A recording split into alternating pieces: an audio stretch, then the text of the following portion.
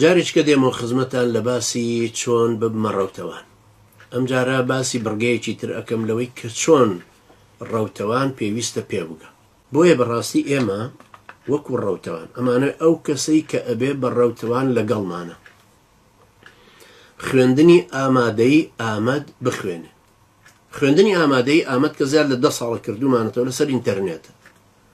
ئەم خوێندنە ئەمانەی تایە: عەقیدە و فکر، قورئانەوانی، فەرموودەوانی، ئەحکامەکانی شەرع، زمانی عەرەبی، بانگەواز، تەزکیەی نەفس، برایەتی دینی، تاریخی نوێ و هەروەها بانگەوازی ئیسلامی و ئەوانەی تر، زمانی کوردی، زمانی عەرەبی، کۆمپیوتەر، ئەوانەی کە تاییت.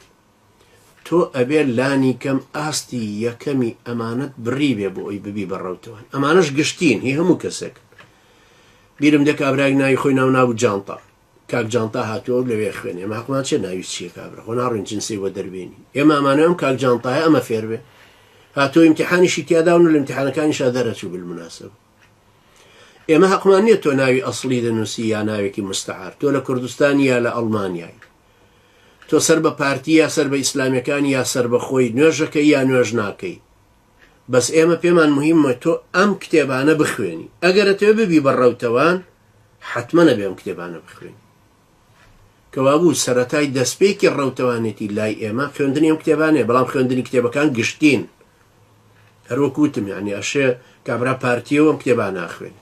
چی ئشکالێک لەوە نییە کابرا یەکێتیەوەمان ناخوێنێ. حەقمان بەسەر ئینتیما سیاسیەوە نییە. ئەمە عیلمە کراوەتەوە بۆ هەموو کەس. هیچ کەس ناتوانێت عیلمێک تەخسیسکە عیلمی شەرعی بڵێ بەسەی لێمەوە بەو کەسانی تابعی خۆمن. علمی شەرعی علاقەیە بەسەر دەلیلی قورئان و سنەتەوە بێ بۆ هەموو کەسێ بێ. ناتوانێت کەس ڕایگرێ یعنی بڵێ وەڵام میراتە لێمە بەس بەو کەسانەیە لێمەوە کە تابعی حیزبی خۆمانە. تۆ هەموو کەسێ پێویستی بەم عیلمە هەیە. ئێمەش عیلمەکە مەجالی ئەم ئامادەی ئامەدی ئیسلامی هی هەموو کەسێکە. نۆ کتێبیان لە کوردستان چاپ کراون، ئەتوانی بیکڕی بیخوێنیتەوە، ئیمتیحانی تیا بدەیت. کاتی ئیمتیحان وەرەگری مامۆسایان لیژنەی سەرپەرشتی ئیمتیحانەکە یا من یا یەکێکی تر نامەمان بۆ نێری کاتەکەت بۆ دیاریەکەی ئیمتیحانە دەی. پرسیارەکان کە بۆ ئەویش چوو بۆ ئەوی تریش دێ بۆ ئەوی تری دێ، بەڵام پرسیارەکان تێکەڵەکرێنەوە مجارێ. تۆ ئەم وەڵامانت داوەتەوە ئەم دەرەجەیەت وەرگرتووی ترێمە حەقیمان نییە بەسەرەوە تۆ چیت. بەس دوایەوە ئیمتیحانەکان ئەدەیت مەسەڵەن 10 ئیمتیحان 12 ئیمتیحانی دا و دوایی ئەڵێ وەڵام من پێم خۆشە ببم بەڕەوت لەگەڵتانە و حەزەکەم و منهەجەم پێ خۆشەوە. ئێوەش خەڵکانەکەن ظاهرن دینداریەتەکەتان گرتووە مەسلحەتی دنیای تیانیە و بەم شێوە کە متمانەیەکی بۆ دروستە بێڵین باش. تۆ ئەم ئیمتیحانانە تەواو بکە، کتێبی تریش هەن ئەدەینێ ئیمتیحاناتی تیا بدەی. ئەو کتێبانەی تریشمان هەر چاپ کردوون و بڵاون. مەسەڵەن پەیڕۆ پرۆگرامەکەی ئێمە چێن شیاوێتی ڕەوتەوان، کتێبێکی کاگی دریسیوەی لێ ناوی ڕەوتی ئیسلامی لە باشووری کوردستان.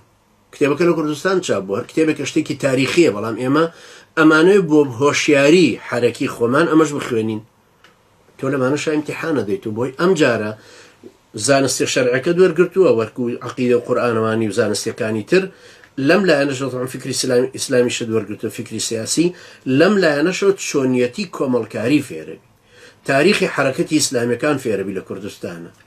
بۆ یەکێک تەسیراتی لەسەر دروست نەبێ بڵێ ئەمە ئێران دروستی کردو. بزانی کە ڕیشەی ئەمە گەڕێتەوە بۆ 40-50 ساڵ پێش شۆڕشی ئێرانی.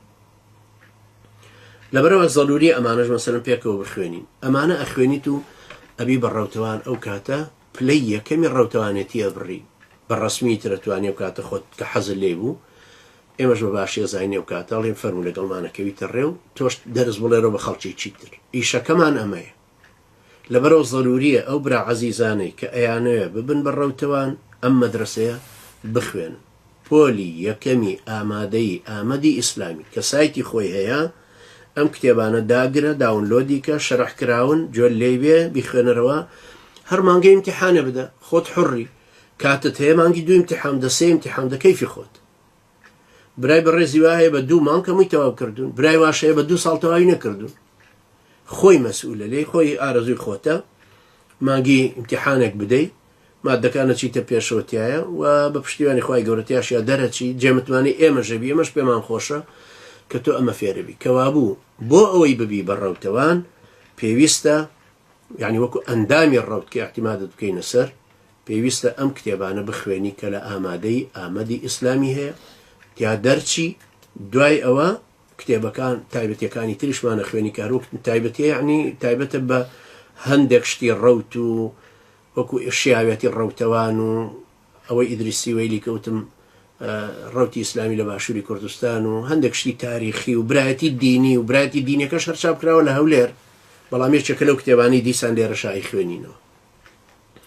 ئەگەر بەم شێوەوین ئەمە بەم شێوە تۆش دەتوانی ببی بە ڕەوتەوان و ئێمە ژاگامان لە یەکتریە بێ بخوای پەروەردگاری یارمەتی دەری ئێمەش و ئێوەش بێ سەلامەت سەرکەوتومان کات لە بازنەکانە جار بۆ جار نزیک بینەوە لە بازنەی مەرکەز هەتاکو بتوانین احتیمات بکەینە سەر یەکتری دوای خوای پەروەردگار هەتا بتوانین بەرنامەی ئەم ڕەوتە هەڵگرین و زۆر ببین جۆر ببین بەهێزتر ببین هەتاکو گەین بە ئامانجەکانمان خوای پەروەردگار یارمەتی دەری ئێمەش و ئێوەش بێ.